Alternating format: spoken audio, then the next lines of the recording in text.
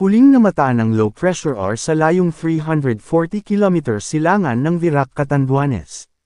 Posibleng mabuo na bilang ganap na bagyo na bibigyan ng local name na Oring. Ang unang bagyo ngayong taong 2025.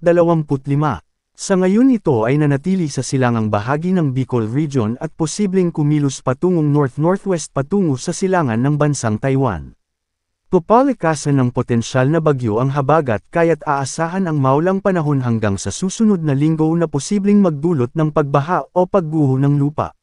Sa rainfall forecast ng Metro Weather buong araw ng Sabado at Linggo maulan sa Calabarzon, Northern Mimaropa, at Bicol Region. Uulanin din ang Central Luzon at maging sa Ilocos Region. Cordillera maghapon, maulan din sa Sabado at Linggo sa bahagi ng Palawan, Western Visayas, Negros Region, Zamboanga Peninsula, at BARMM. May mga pag-ulan din sa hapon at gabi sa ilang bahagi ng Visayas at Mindanao. Samantala may mga kalat-kalat na pag-ulan din sa Metro Manila at magiging maulap ang kalangitan. Kaalaman, narito ang opisyal na listahan ng mga pangalang gagamitin para sa mga tropical cyclone na papasok sa Philippine Area of Responsibility, PAR, ngayong taong 2025. 1. Oring. 2. Bising. 3. Chrising. 4. Dante. 5. Emong. 6. Fabian. 7. Goryeo. 8. Juaning. 9. 10.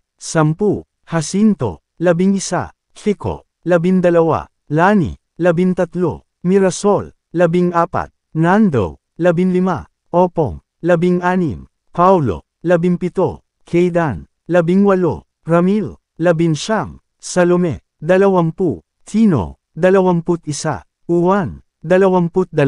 Verbina. 23. Wilma. 24. Yasman. 25. Zoraida. Inuulit kada 4 na taon ang mga pangalan, ginamit ito noong 2021 at gagamitin muli sa 2029.